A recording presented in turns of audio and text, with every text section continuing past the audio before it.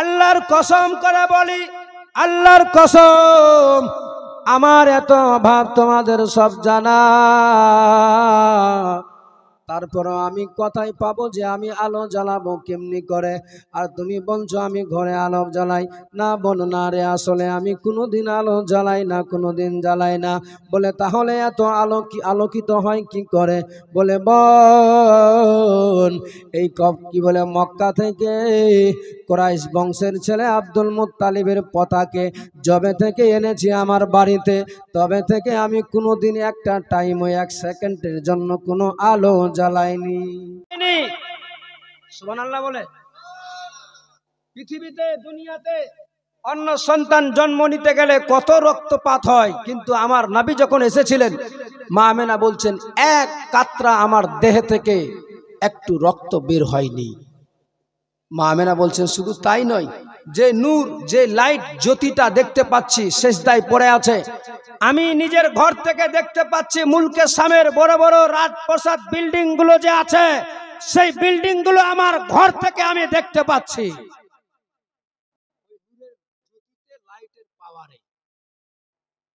আমার নবীজি চলে এসেছিলেন দুনিয়াতে, শুনেছেন?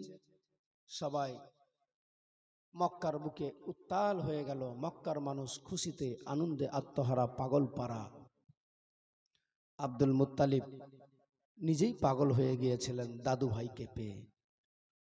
এসেছিলেন নারীরা, যেই তায়েফ শহর, যেই ব্যাপারে যেখানে শুনেছেন আপনারা, যে তায়েফ শহরের সব থেকে অভাব সেই সময় ছিল, প্রচন্ড অভাব ছিল।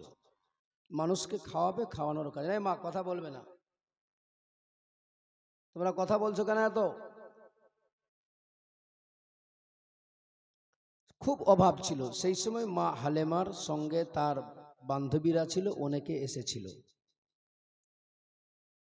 আর একটা বিচে বলি, যখন কয়েক মাস হয়ে গিয়েছিল আমার নবীজিকে নিয়ে যাওয়া, কিন্তু আমরা যেভাবে বড় হয় আর আমার নবীজির বড় হওয়া একেবারে আসমান জমিন পার্থক্য। কেন? যেটা 6 বৎসরে বড় হবে, ওইটা 6 মাসে আমার নবীজি বড় হয়ে গিয়েছিলেন। একদিনে যতটা আমার নবী বড় হতেন, 1 মাসে ততটা বড় হতে লাগবে। সাধারণ তাও তুলনা করা যাবে না। আব্দুল মুত্তালিবের মনে একদিন জাগলেন, নিজের ছেলে আমির হামজাকে ডাকলেন। আর কোন কিতাবে লিখেছে আব্বাসকে ডেকেছিল। বলে বেটা একটু কাছে এসো, একটা কথা বলবো, তোমার সঙ্গে আমার কিছু বলার আছে। বলে আব্বা।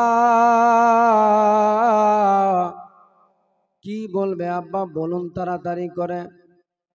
বলে বেটা রে, তোমার জানা আছে আমার জান প্রিয়, তোমাদের সকলের প্রিয় তোমার ভাই, আমার কলেজার টুকরা সন্তান খাজা আব্দুল্লাহ নাই পৃথিবীতে বেঁচে, দুনিয়া থেকে সে বিদায় হয়ে চলে গিয়েছে। তার একটা কলেজার টুকরা সন্তান হয়েছে, এখন বর্তমানে তায়েফ শহরে আছে, জানি না কি অবস্থায় আছে। বেটা, কয়েক মাস হয়ে গেল, আমার মন চায় গিয়ে একটু খবর নিতে তাদের কাছে, যে আমার আসলে দাদু ভাই কেমনি কি অবস্থায় আছে। যেমনি বলেছে, বলার সাথে সাথে আমার নবীর চাচা হযরতে আব্বাস চলে গেলেন ঘরের মধ্যে। ঘরে গিয়ে একটা তরবারি নিয়ে সঙ্গে সঙ্গে আব্দুল মুত্তালিবের সামনে দাঁড়িয়েছে। বলে বেটা, এই তরবারিটা নিয়ে আবার কি করবে বলো?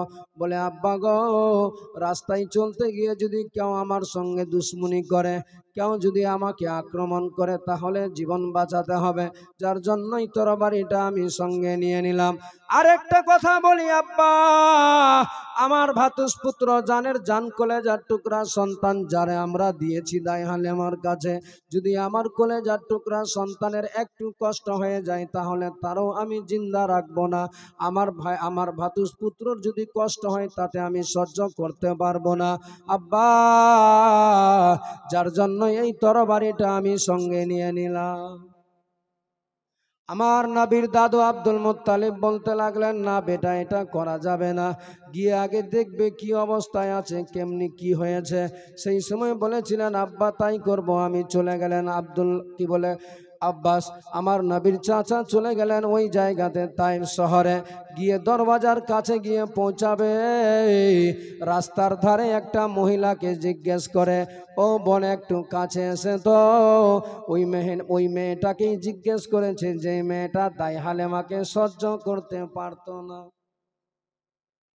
এই জন্যই সহ্য করতে পারতো না। দাই হালেমার যার কোনো অর্থ ছিল না, পুঁজি ছিল না, টাকা ছিল না, পয়সা ছিল না, কিছুই ছিল না, খাবার নাই, এক বেলা খাবে আর অন্য বেলায় কি খাবে তারও কোনো ঠিকানা নাই। ওই হালেমার এত উন্নতি হয়ে গিয়েছে যে তারা সহ্য করতে পারতো না। এতগুলো মহিলার মধ্যে থেকে ওই একটা মহিলা ছিল যে হালেমাকে দেখতে পারতো না। ওই হালেমার কাছে অনেকবার গিয়েছে, বলে আমেনা,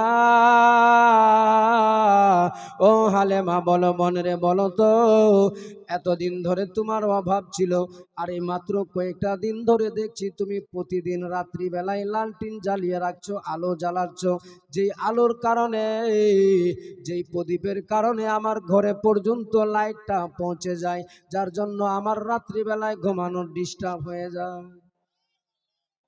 মা হালেমা সেই সময় বলেছিলেন, ও বোন, আল্লাহর কসম করে বলি, আল্লাহর কসম, আমার এত অভাব তোমাদের সব জানা, তারপরও আমি কোথায় পাবো যে আমি আলো জ্বালাবো কেমনি করে? আর তুমি বলছো আমি ঘরে আলো জ্বালাই। না বোন, না রে, আসলে আমি কোনোদিন আলো জ্বালাই না, কোনোদিন জ্বালাই না। বলে তাহলে এত আলোকিত হয় কি করে? বলে বোন, এই কি বলে মক্কা থেকে কুরাইশ বংশের ছেলে আব্দুল মুত্তালিবের পতাকে যবে থেকে এনেছি আমার বাড়িতে, তবে থেকে আমি কোনোদিন একটা টাইমও, এক সেকেন্ডের জন্য কোনো আলো জ্বালাইনি।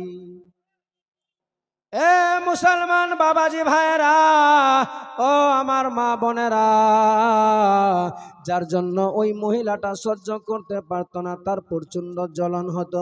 আর হঠাৎ করে আব্বাস, আমার নবীর চাচা, ওই মহিলাটার কাছে গিয়ে দাঁড়িয়েছে, বলে বোন, তুমি কি বলতে পারবে হালেমার বাড়ি কোনটা আছে?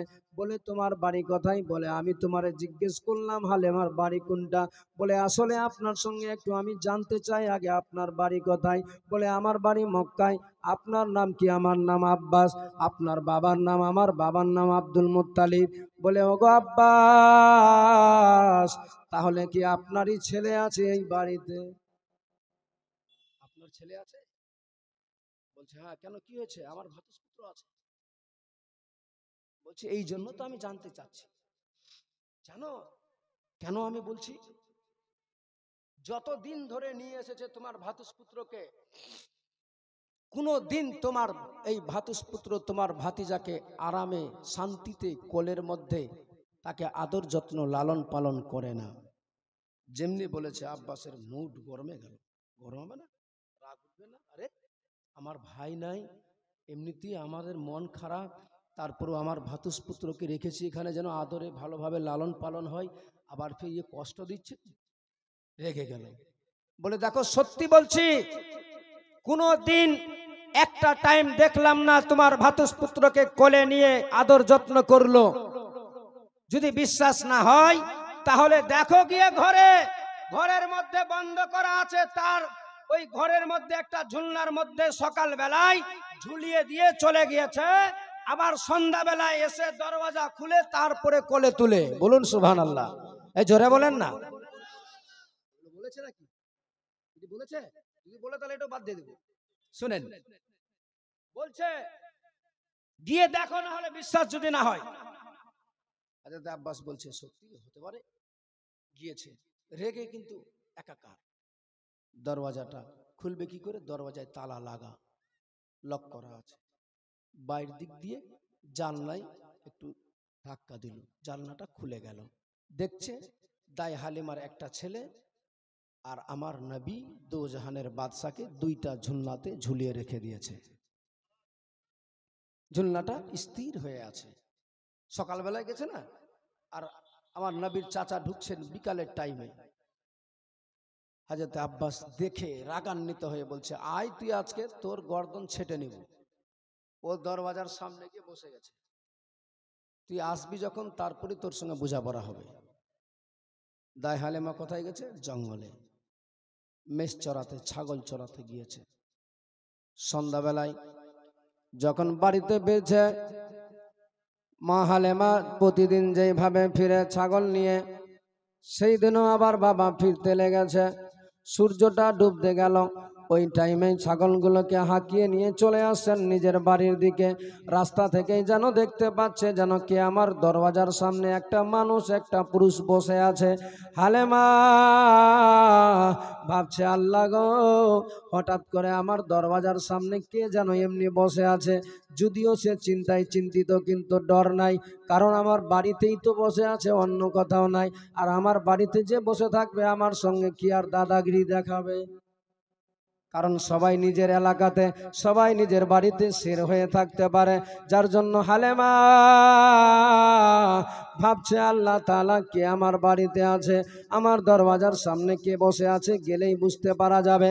হালেমা যেমনি এসেছে গো, দেখতে পাওয়া যায় যেন দেখা যাচ্ছে আমার নবীর চাচা হযরতে আব্বাস দাঁড়িয়ে বসে আছে, এক হাতের মধ্যে তরবারি নিয়ে। যেমনি হালেমাকে দেখেছে, দেখার সাথে সাথে আমার নবীর চাচা তরবারি নিয়ে দাঁড়িয়ে গেল। হযরত হালেমা বলেন, কে গো, বাড়ি কোথায় আপনার? বলে, আমার নাম হচ্ছে আব্বাস, আমার বাবার নাম আব্দুল মুত্তালিব। যেমনি বলেছে আর বুঝতে বাকি নাই। বলে, কি খবর ভাই, কি হঠাৎ করে আমার বাড়িতে? বলে, অত কিছু বলতে লাগবে না, আগে বলো আমার ভাতুষ পুত্র জানের জান কোথায় আছে? বলে, ঘরের মধ্যে রেখেছি তারে। বলে, আমি এখন নিজের চোখে দেখলাম, তবেই বিশ্বাস হয়ে গিয়েছে। তোমার সাহস তো কম নয়, তোমার সাহসকে মানতে হবে যে তুমি আমার কাছ থেকে, আমাদের কাছ থেকে, আমার আব্বার কাছ থেকে, আমার বাবাকে প্রতিশ্রুতি দিয়ে, আমার বাবার কাছ থেকে ওয়াদা করে তুমি নিয়ে এসেছো। আর এমনি করে ঘরের মধ্যে সকাল বেলায় রেখে সন্ধ্যা বেলায় এসে আবার ঘরে কোলে তুলো।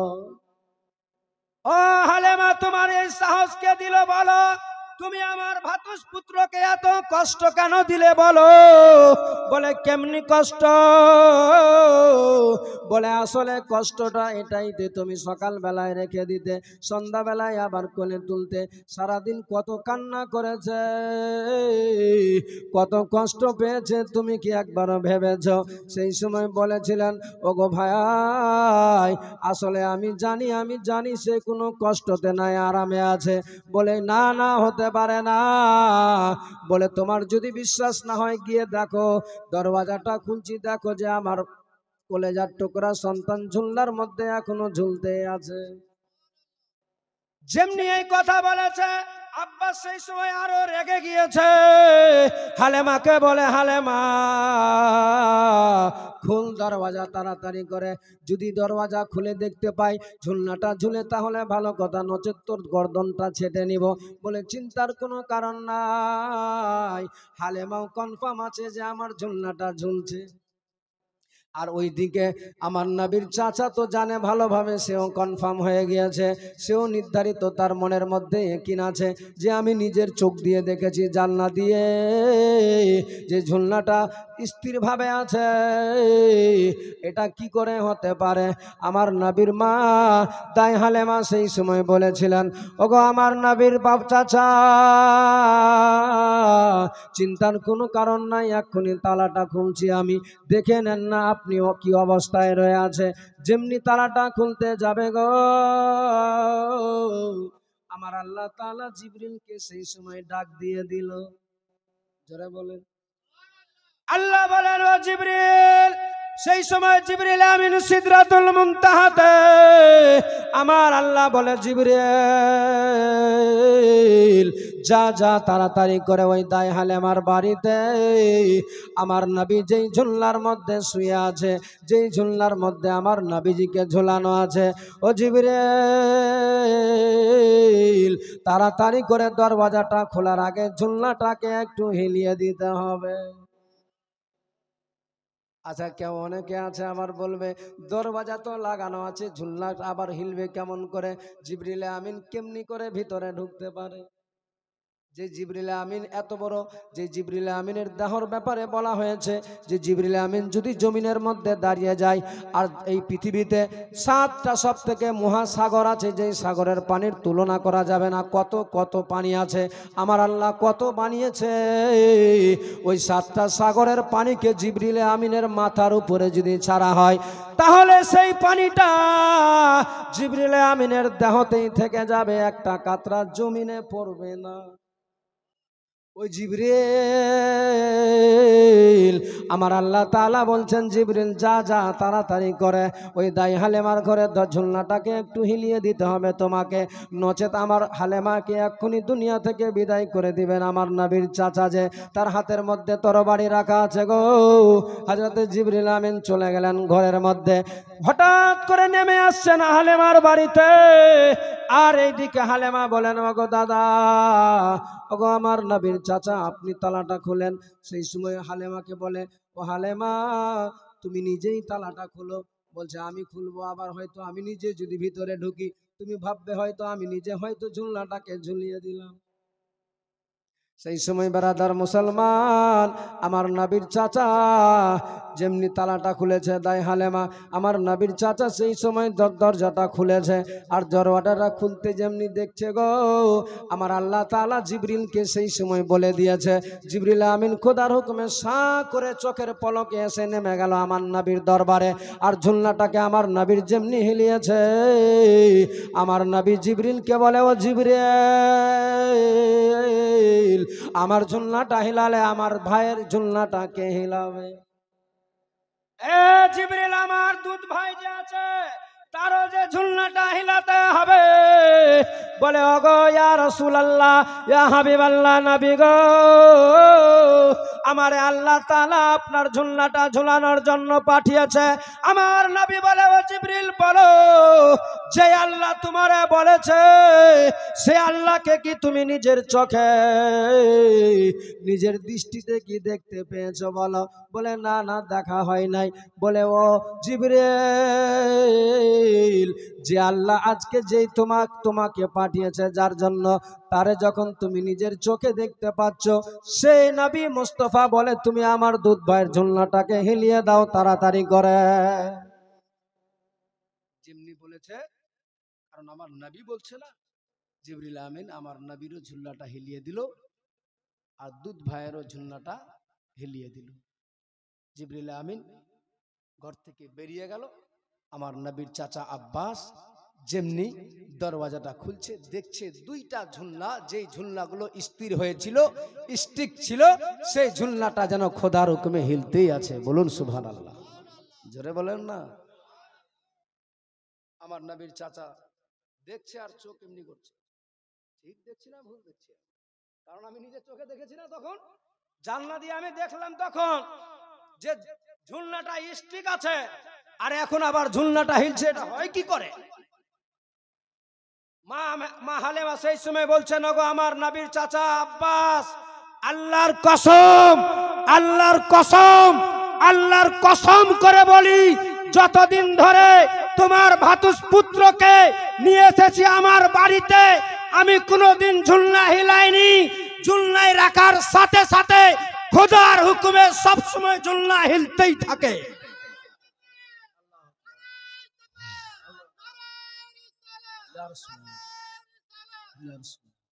ঝুলনাটা প্রতিদিন একই অবস্থাতে একই রকম হিলতেই থাকে, আমি কখনো কোনোদিন হিলাতে যাইনি। হযরত আব্বাস বুঝে গেলেন, সন্ধ্যা হয়ে গেল। আব্বাস বলছেন, হালেমা, তোমার ব্যাপারে ওই মহিলাটা বলে, ওই মহিলাটা আমার বিষয়ে আমার পিছনে বহুদিন ধরে লেগেছে, যতদিন ধরে এই আপনার ভাতুস পুত্রকে এনেছি বাড়িতে, ততদিন ধরে ও আমার পিছনে লেগে আছে। এখনো অনেকে থাকে না, অনেকের ভালো পছন্দ করতে পারে না, না এটা করবে না। আমার বাবা ভাইদেরকেও বলবো, মা বোনদেরকেও বলবো, যে কেউ যদি ডেভেলপ হয়, তাকে চেষ্টা করবেন না যে ট্রেনে নিচে হিচড়িয়ে নামিয়ে দিই। চেষ্টা করুন যেন ও আরো আগে বাড়ে, তার জন্য দোয়া করেন। দোয়া করতে গেলে কি হবে? তার জন্য দোয়া করবেন, তার ভালো চাইবেন, আল্লাহ খুশি হয়ে আপনার ভালো করে দিবে। আর যদি তাকে আপনি টানতে চান যে আমি যেমনি আছে তাকেও পথে নামাবো, আপনি তাকে পথে নামাতে পারবেন না, বরঞ্চ আপনাকে আল্লাহ পথে নামিয়ে দিবে। ইজ্জতের মালিককে এটা জোরে বলেন। এই জন্য কোরআনে বলেছে অত ইজ্জু মান্তাসা অত জিল্লু মান্তাসা বিয়াদিকাল খায়র। আল্লাহ ইজ্জত দেনেওয়ালা, আল্লাহ ইজ্জত নেনেওয়ালা।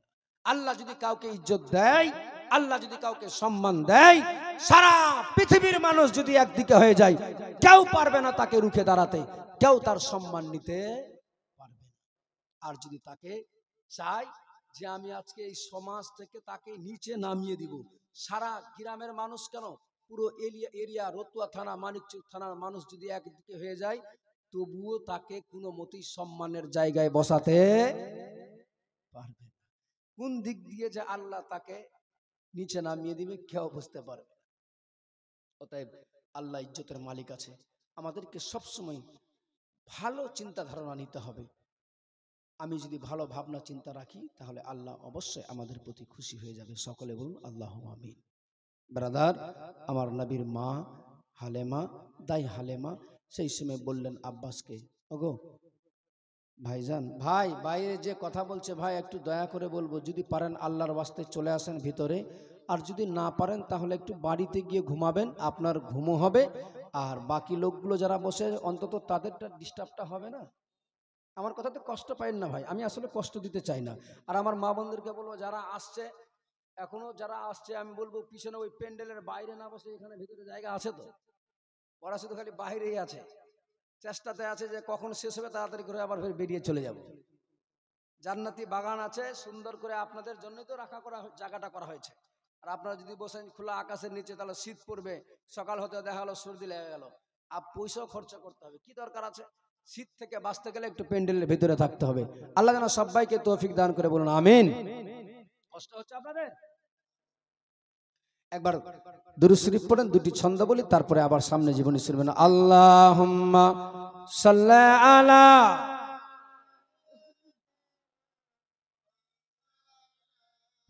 মুহাম্মাদ ওয়া আলা আলি সাইয়্যিদিনা।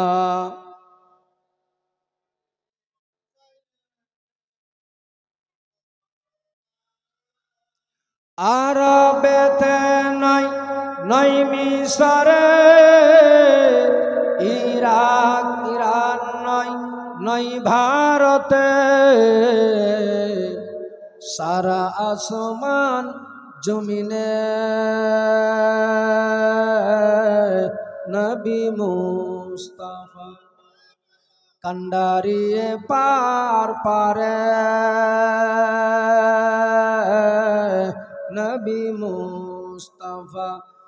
আরবেতে নয় নয় মিসরে, ইরাক ইরান নয় নয় ভারতে,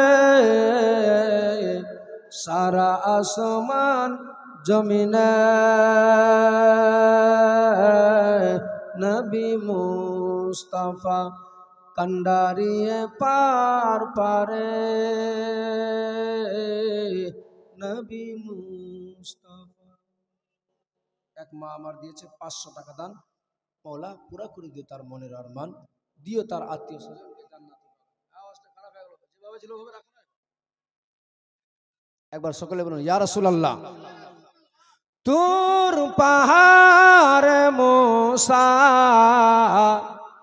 খোদাকে দেখার করিলেন আশা, তুর পাহাড় মুসা খোদাকে দেখার করিলেন আশা, এক নূরের পলকে কালিমের হারালো যে সব দিশা, রহমতে আলাম মোর নবীজির শান, রহমতে আলাম মোর নবীজির শান, সারা আসমান জমিনে নবী মুস্তাফা কান্ডারিয়ে পার পারে, নবী মুস্তাফা। মুস্তাফা। আরবেতে নয় নয় মিশরে, ইরাক ইরান নয় নয় ভারতে, সারা আসমান জমিনে নবী মুস্তাফা। কান্ডারিয়ে পার পারে নবী মুস্তাফা। বাবাজি ভাই, আমার নবী দায় হালেমার কাছে আছে। নবীজি আমার সন্ধ্যা হয়ে গেল। নবীর চাচা হযরত আব্বাসকে বলছেন, ভাইজান রাত্রি হয়ে গেল, একটু থেকে যান না, সকালে চলে যাবেন। হযরত আব্বাসকেও শুনে তার কথাটাকে ভালো লাগলো, কারণ এমন কিছু আশ্চর্য জিনিস দেখে নিল যাতে তার মনটা চাই যে একটু যদি পাই আমার ভাতুষপুত্রর কাছে থাকতে, তাহলে বড় আনন্দ হবে মনটা আমার। যার জন্য ডিসিশন চেঞ্জ করে নিলেন যে না, আজকে আমি থেকে যাব।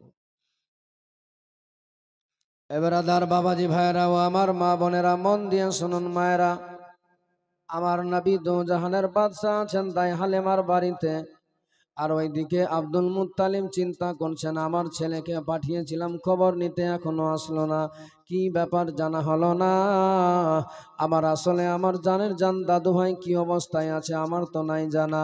বেরাদার, আমার নবীর জাদু আব্দুল মুত্তালিব দেরি না করে একটা কাসিদকে চট করে চিঠি দিচ্ছে, বলে ভাই ওরে কাসিদ রে, তাড়াতাড়ি করে তুই একটু চলে যা ওই তায়েফ শহরে, গিয়ে দেখবি সেই জায়গাতে যে আমার ছেলে জানের জান কলেজার টুকরা যারে আমি আব্বাসকে পাঠিয়েছিলাম আমার দাদু ভাইয়ের খবর নিতে, সে এখন পর্যন্ত আসলো না। এত রাত্রি হয়ে গেল আর তো আসবে না। মনে হয় না হয়তো কিছুতে সে ঘটিয়ে দিয়েছে, হয়তো তার রাগ উঠেছে, কোনো হয়তো ত্রুটি পেয়েছে, যার জন্য হয়তো কোনো কিছু দুর্ঘটনা ঘটিয়ে দিল। তাই আমি চাই দেরি না করে যা তাড়াতাড়ি করে তাইপে কি অবস্থায় রয়ে আছে, আমার দাদু ভাই কেমনি আছে, আমার ছেলেটা গেল সে খবর এখনো পাওয়া গেল না। এই লোকটা চলে যাচ্ছেন বাবা দৌড়াতে দৌড়াতে উটের উপরে চেপে দ্রুত গতিতে ছুটে চলে গেলেন তাইপে।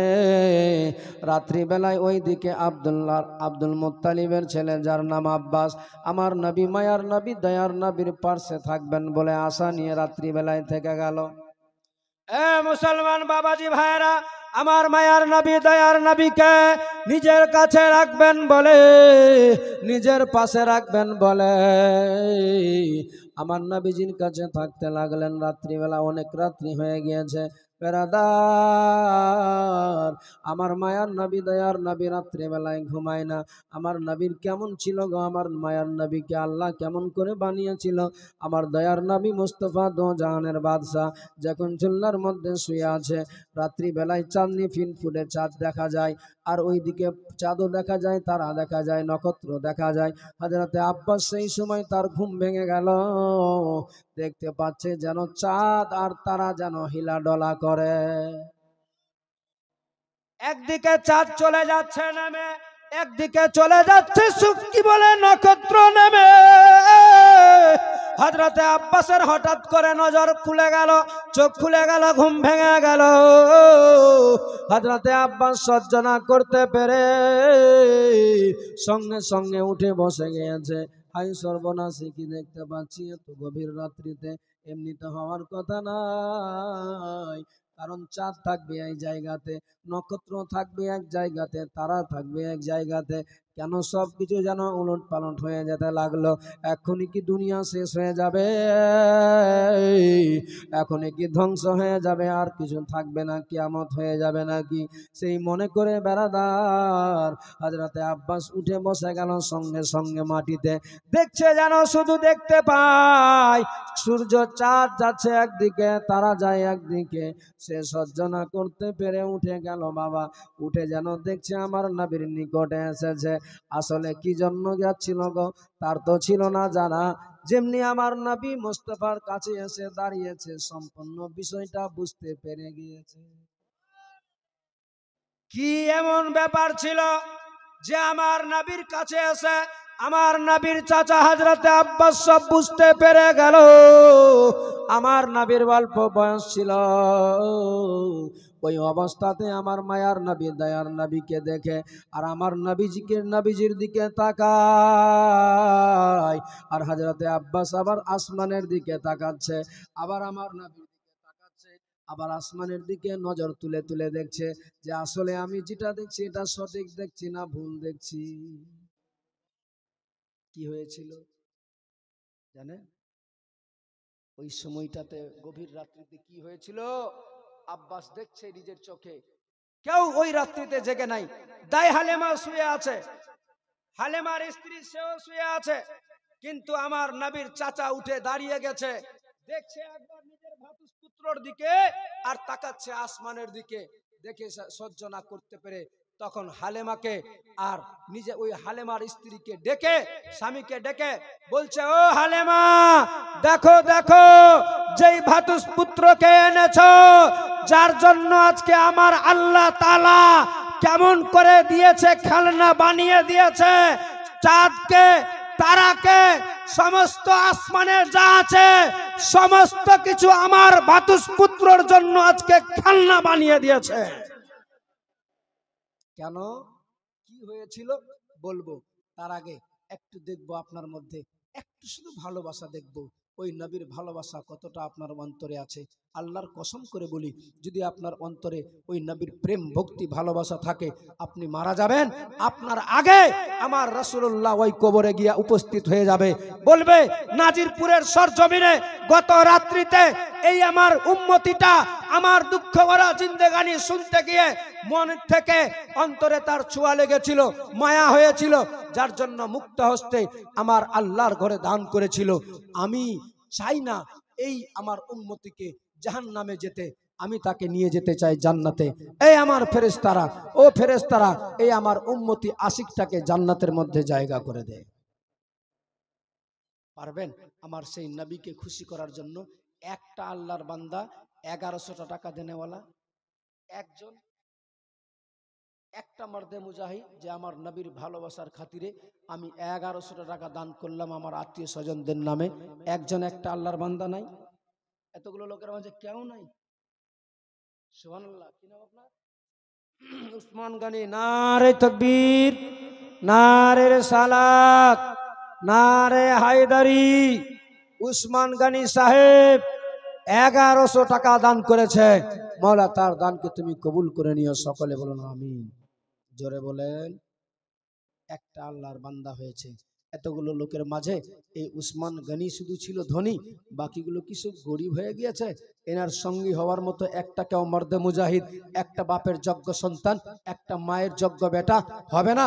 যে আমার মা নাই পৃথিবীতে বেঁচে, আমার মা বাবা নাই চলে গিয়েছে দুনিয়া ছেড়ে, বেঁচেও আছে, আমি সেই মা বাবার জন্য, যেই মা বাবা আমারে নিজে না খেয়ে আমার জন্য খাবার জোগাড় করেছে, নিজে নতুন পোশাক না পরে আমার জন্য নতুন পোশাকের ব্যবস্থা করেছে, ঈদের দিনে আমার জন্য অনেক কিছু করে গিয়েছে, আজ ওই মা বাবা কবরে শুয়ে গিয়েছে, জমি জায়গা ঘর বাড়ি টাকা পয়সা সব রেখে চলে গিয়েছে, ওই মায়ের জন্য বাবার জন্য মাত্র আপনাকে 1100 টাকা পকেট থেকে বের করতে হবে। পারবেন না একটাকে আর আল্লাহর বান্দা দিতে? সুবহানাল্লাহ। কি নাম? নাসিমউদ্দিন, হাসিমউদ্দিন। নারে তাকবীর, একটু জোরে লাগাতে হবে। নারে তাকবীর, নারে রিসালাত, নারে হায়দারি। হাসিমউদ্দিন।